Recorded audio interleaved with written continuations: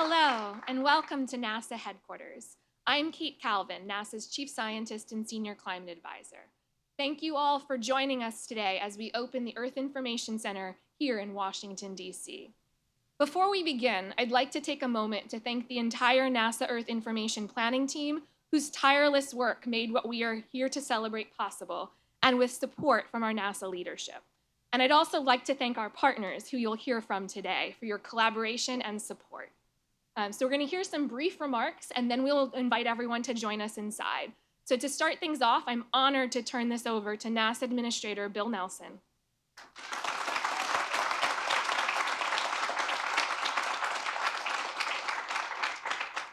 Good morning, everybody. Welcome to the new Earth Information Center. So that's not the only new thing at NASA today. So let's unveil the NASA worm.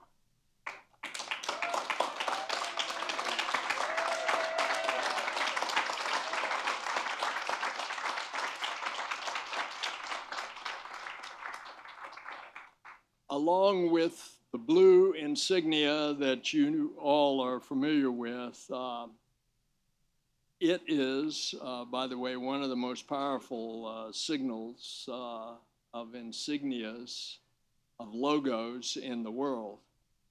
Whenever I travel abroad, I always take a little survey of which do I see most. The New York Yankees logo or the NASA meatball, as we call it. I think New York Yankees insignia is more prolific. Earlier this month, over 100 million Americans were under air quality index alerts. The smoke drift from the wildfires in Canada was just the latest stark reminder of how the climate crisis is disrupting communities and putting our health and our livelihoods at risk. And the images of smoke stretching across the states and the borders, that if you were here in DC, from my vantage point across the river at the Iwo Jima Memorial, I could not see the Lincoln just across the river. Even more so, I couldn't see the Washington Monument. And yet it's another reminder of something is happening to the climate. For more than 60 years, NASA has been using our vantage point of space to observe the Earth. And in just the last 6 months, NASA has launched a series of satellite missions. Now, this is just in the last 6 months. 4 missions. One called SWAT, to study surface water, including for the first time the elevation of fresh water, the rivers, the lakes, the streams, the reservoirs. TEMPO, to study air pollution. EMIT, to study mineral dust and methane, and TROPICS, to study tropical cyclones and hurricanes.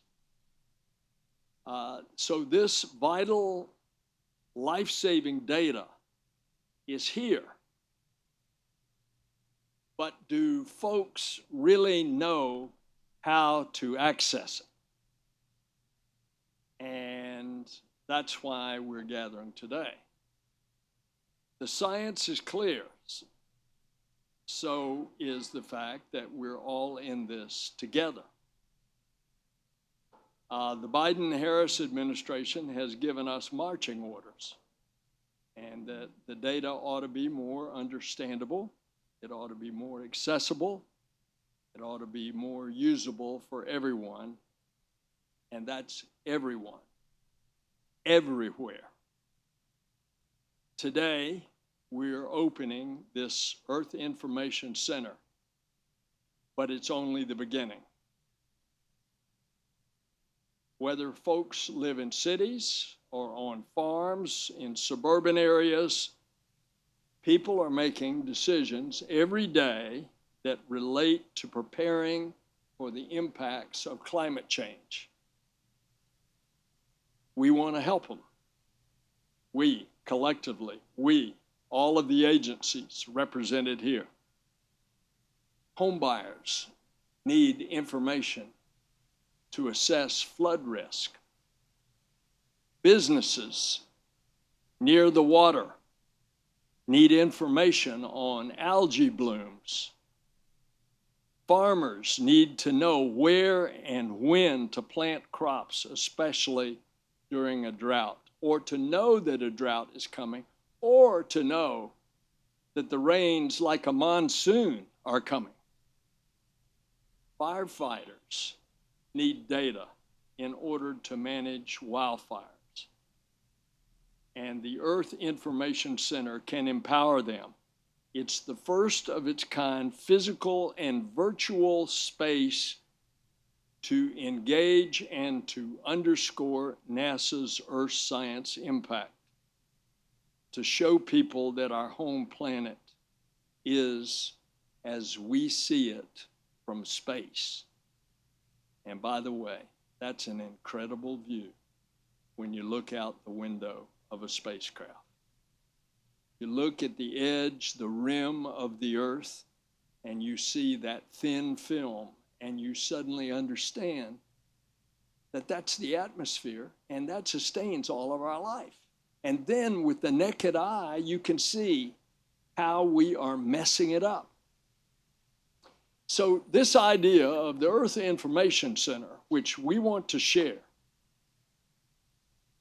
first came to me because I'm familiar, NASA is familiar with mission control.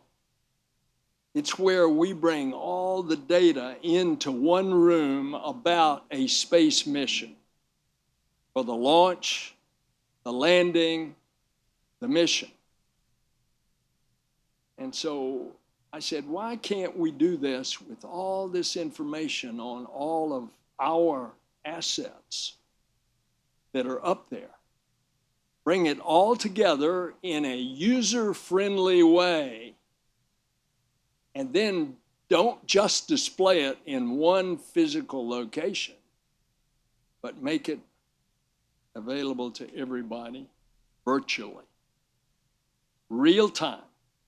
And what you're going to see when you walk in here and see this hyperwall, you're going to see real time, right now, information that is being beamed to the Earth from dozens of spacecraft about a particular issue. And then you will see the hyperwall will change, and it will give you additional data from other assets in space.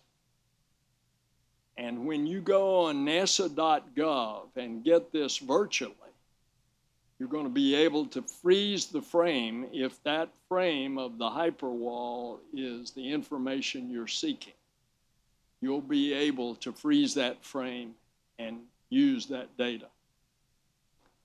And so what we have is bringing it all together.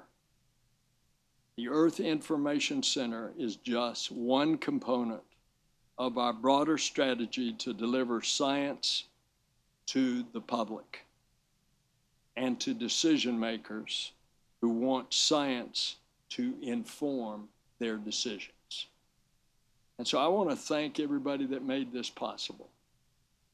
NASA astronauts Nicole Scott, who's here with us today, and Drew Feustel helped bring our immersive experience to life. And you're going to see that. It's another part in here. As you walk in, you're going to suddenly be in space looking down at the Earth. Our partners across the federal government, and they're represented here and are going to speak to us: EPA, NOAA, USDA, USGS, USAID, FEMA, and more. I don't like acronyms, But if I said all those words, it'd take me 3 minutes to say all that. And a big thanks to the NASA team who made this possible. For NASA, climate and earth science missions are a part of our discovery. We are not just a space agency. We're not just an aeronautical research agency. We are a climate agency for the obvious reasons.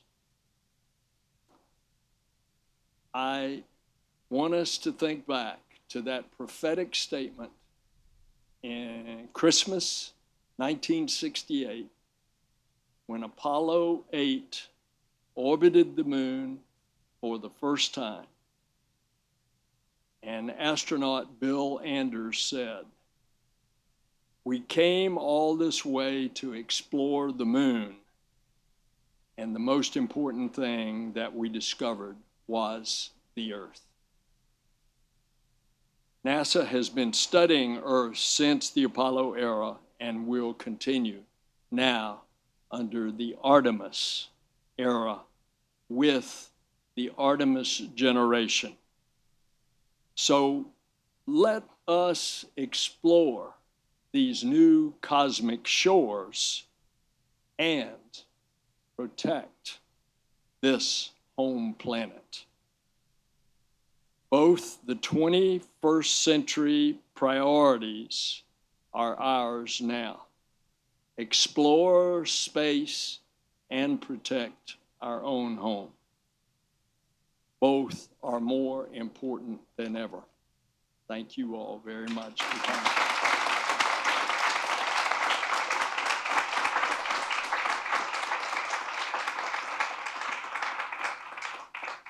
Thank you, Administrator Nelson. Now I'd like to invite our partners, starting with the U.S. Geological Survey. So let me introduce Dr. David Applegate, Director of USGS.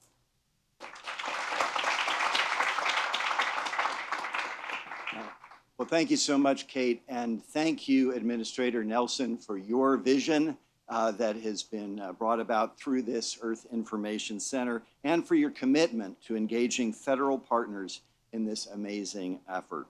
What an inspiring way to learn more about the Earth and what we do to safeguard it for future generations.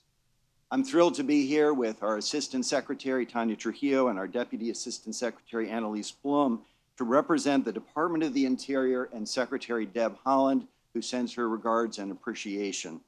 As the science arm of the Department of the Interior, the USGS is committed to delivering actionable information to help society address complex issues related to the environment, to natural resources, and to public safety.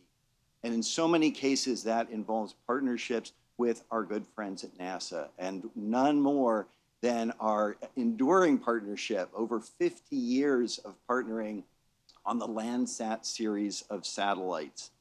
These are land imaging workhorses. They're put to use every day with thousands of applications in support of all of those complex societal decisions. With the launch of Landsat 9 in 2021, we're bringing down more data and finding more uses than ever before.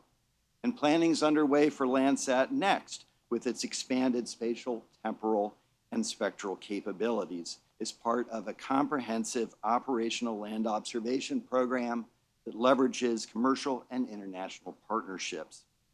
This is a partnership that will keep paying dividends for the nation and the world for decades to come. This physical and virtual Earth Information Center reflects the importance of putting all the amazing Earth observation data and science to use to help society. I'm excited to see how these innovative communication approaches can make the science more accessible and deliver actionable information so that we can reach those who need it the most, especially underserved communities. Thank you again for this opportunity to partner in this wonderful undertaking.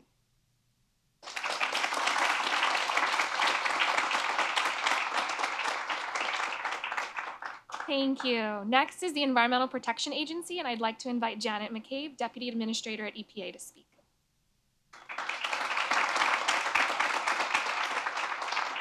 Thank you so much, and good morning, everyone. It is such an honor to join NASA here today and all of you to celebrate the brand new Earth Information Center, an amazing facility, an amazing resource, and goodness knows we need every single one possible these days. I want to congratulate on behalf of Administrator Regan and everybody at EPA, to everybody who's worked so hard to make this project a reality. And thank you, Administrator Nelson, there you are, right in the middle, for having us here today, for your vision, and for the partnership between EPA and NASA as we all work together to tackle one of the most pressing, if not the most pressing environmental challenge of our lifetime, climate change. Climate change affects every single one of us, every aspect of our lives and livelihoods, whether it's wildfires across the American West or the Canadian East, as it might be, to record-shattering hurricane seasons in the Gulf and East Coast, to historic flooding in the middle of the country, or drought, take your pick. Americans are seeing and feeling the impacts of climate change with increasing intensity and regularity. There's not one single person in this country that doesn't experience the impacts of climate change, whether they know that or not. No small town, big city, suburban, or rural community that is unaffected. The urgency presented by this societal challenge, this global challenge, requires us all to be laser focused on delivering results, or should I say satellite focused on delivering results, and make sure that we are leaving no stone unturned, no tool unexploited for good here, and no information not made transparent and understandable to policymakers, decision makers, and families across the country. And that's exactly what this amazing Earth Information Center aims to do. EPA is thrilled, as always, to be able to work together with NASA and with all the other agencies represented here and many others to be able to join and bring our data and our expertise and the people that we work with. We all have different constituencies, and so we all have ways of getting this information out even more broadly. From improved data visualization to expanding our understanding of natural sources of methane. We spend a lot of time on methane these days at EPA. The collaborative work that EPA is doing with NASA through this amazing resource will make a real difference in our effort to tackle the climate crisis. And I'm really proud to be associated with it. Thank you again for inviting us here today, but even more congratulations on this amazing achievement. Thank you.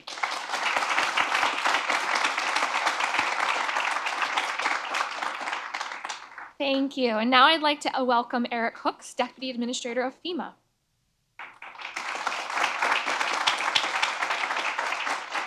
Well, good morning. Administrator Nelson, colleagues, thank you for being here. Administrator Nelson, thank you for your outstanding vision and your leadership across the interagency and really across this world. I'm honored to be here today on behalf of Administrator Criswell and all of the FEMA family for this historic event. It's great to see so many of our colleagues across the interagency because we are truly stronger when we come together. And thank you for the collaboration, the partnership that you exhibit day to day while FEMA executes on its mission of helping people before, during, and after disaster. The Earth Science Information Center will play such a critical role in sharing environmental data with communities to help them make more informed decisions on future climate risks. This is a priority for FEMA. This is a priority for NASA. This should be a priority for all of us. FEMA and NASA have been well partnered since 2010 in areas of climate change, planetary defense, space weather-related issues, and together with NOAA and so many other partners, we work daily to keep people safe, not just in this country, but really across the world. It's really an honor to be with you today, sir, and with all of you as we take on this extraordinary new adventure. And I've learned throughout my time of public safety that the more we explore the universe, the more we learn about ourselves. Thank you.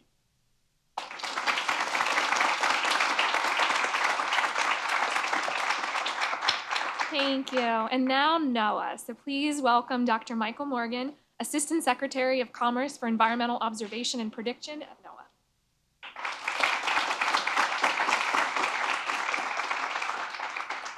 Thank you and good morning, and congratulations to NASA on this incredible achievement. I'm excited to represent NOAA today as one of the founding agency partners on this unique platform.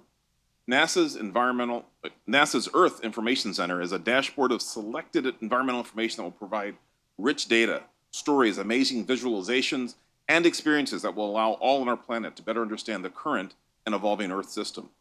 How and where we live and work, build and plant, are all impacted by our changing climate. Environmental intelligence allows us to better plan for this changing environment. Many agencies provide such data. Indeed, NOAA has a unique responsibility for providing reliable, authoritative, high-quality situational awareness alerts on environmental threats and predictions. Our operational weather and climate services provide necessary information for individuals, communities, and the private sector to make informed decisions. But we don't do this alone. As you see with the array of partners here, in particular NASA, we can't do it alone. These partnerships are critical. Our partnership with NASA runs long and deep. From the development and launch of our own observing systems, our shared dynamical core for weather and climate prediction, to our investments in data assimilation. In recent years, our partnership with Earth Observations has grown and demonstrated new successes now that JPSS and GOES-R programs are operational, and as the Space Weather Follow-On program becomes established. I appreciate NASA's invitation for NOAA to be a founding partner in this exciting endeavor, and look forward to the contributions that we and other federal partners might make with NASA in making the Earth Information Center a success. Congratulations and thank you.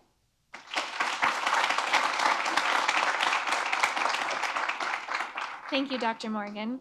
Up next is the U.S. Department of Agriculture, so I'd like to welcome Dr. Marlon Eve, Deputy Administrator, Agricultural Research Service. Thank you, Kate, and good morning, everyone. And Administrator Nelson, it's great to meet you and to be here with you to celebrate this event. Secretary Vilsack sends his regards and his congratulations.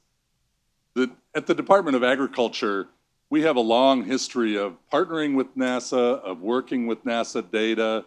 Our program offices use NASA data for drought monitoring, for land cover assessments, for many parts of the census of agriculture. And in my home agency of the Agricultural Research Service, we use NASA products every day in conducting our research. Our scientists have worked together with NASA in developing models and tools and platforms. And so I'm just thrilled to be here to welcome in this new era of Earth information, and proud to represent the Department of Agriculture as a founding member of the Earth Information Center.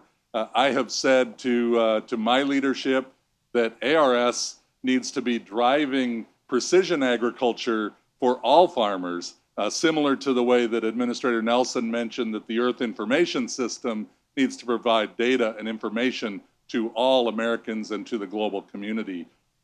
So I believe that working together, NASA and USDA and our other federal partners can really enable a new generation of agricultural production that's much more informed, data-driven, and precise. And so I'm thrilled to be here, excited to see the Information Center, and once again, congratulations, Administrator Nelson.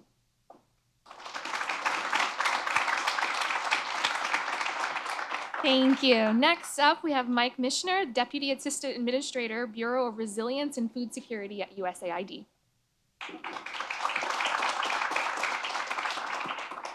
Good morning. Thank you to Administrator Nelson, Director St. Germain, and the entire NASA team for including USAID in today's launch of the Earth Information Center. It's also wonderful to be here with the leaders of the partner agencies. To the outsider, USAID and NASA may look like fundamentally different organizations. NASA's investments probe the very edge of the universe. USAID works on the ground with countries around the world to improve economic well-being and fight hunger and poverty. But USAID and NASA have found a sweet spot for working together in the application of satellite-collected data to the development problems and challenges that we face around the world.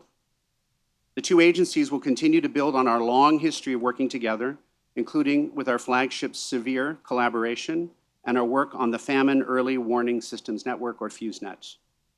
As we work in the midst of the climate crisis with escalating impacts felt all around the world, The Earth Information Center is a magnificent display of the power of data and information that can be leveraged in support of managing climate risks and monitoring important carbon landscapes.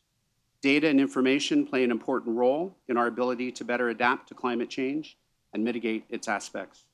Congratulations to NASA on the launch and ribbon cutting of the Earth Information Center. This is an important demonstration of what public investment in science means for life on Earth. Thank you.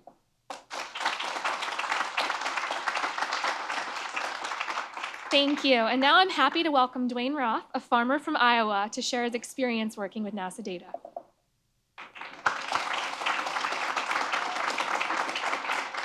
Good morning, everyone.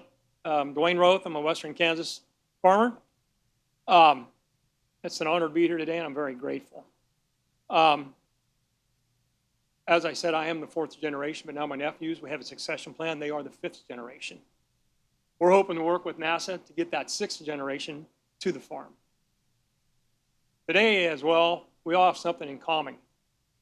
We're going to have to produce a lot more food with a lot less resources out on our farm in Kansas. And with NASA data, we can have the ability to do that. We're going to have to make sound agronomic decisions. For instance, when to apply water, when to shut that water off, what crop to grow. With the succession plan we had, I would like to go back to last year in 2022. It was the hottest and driest that Kansas had ever seen. We had crop failures beyond your imagination. So we're looking, if we can look in the future, temperatures, possible rain forecasts, we'd actually be able to maybe use less finite resources and keep them for the future generations. I never thought before, where I have boots on the ground, that I'd be able to use satellites, space, help me make better decisions. So that flow of technology that we're using, we're working on a system in Kansas that we already have in place, the Kansas Geological Survey, where we can measure water, we can quantify it, we can solve it. So we know that if we can predict, say within a reasonable amount of what the temperature is going to be in the rain, we'll know when to be able to turn the pivot on, shut that pivot off. If we can just save a little bit of water on the front, a little bit of water on the end, that computes to millions of gallons of water. So I'm really looking forward to this today. I'm very grateful again to be here, and looking forward to the future. Thank you.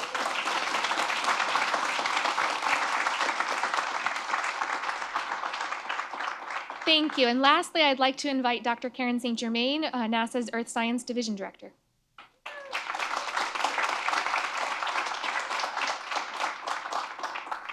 What a day. Thank you so much, Administrator Nelson, Dr. Calvin, and esteemed agency partners. The Earth Information Center embodies a renewed focus at NASA on Earth science and bringing actionable science to decision makers at every level. We want people to see our planet as we see it, as a complex system of systems where we study the land and the oceans, the ice and the atmosphere, to see how a change in one area drives changes in the others. NASA's community of scientists and engineers is accelerating humanity's understanding of our planet's changing climate. And we share that scientific understanding with our sister agencies so they can provide new and better operational services for people, businesses, communities to mitigate and adapt to that climate change. At its heart, what you're looking at today is really about engaging with more people on Earth science to learn what we are learning so their decisions can be informed by science. Thank you.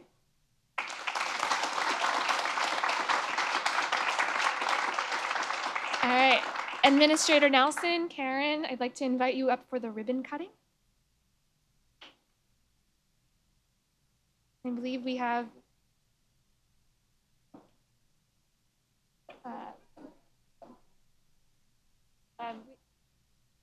Nicole Stott, Bob Gibbs, and Oceans West representatives are also going to help us with this ribbon cutting if you'd also like to come forward.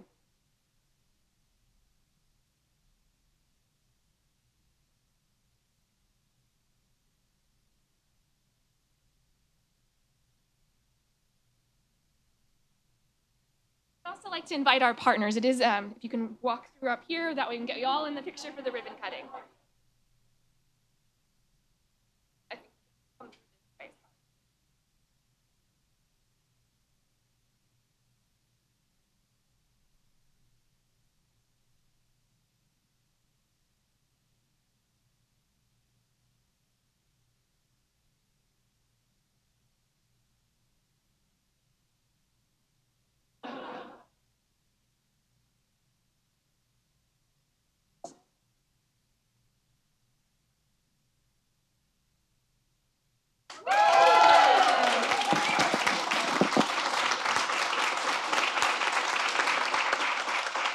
So thank you all for joining us today. This wraps the ribbon cutting ceremony. So on behalf of the thousands of scientists and engineers whose work is featured here, I'd like to invite you to experience Earth as we do from space.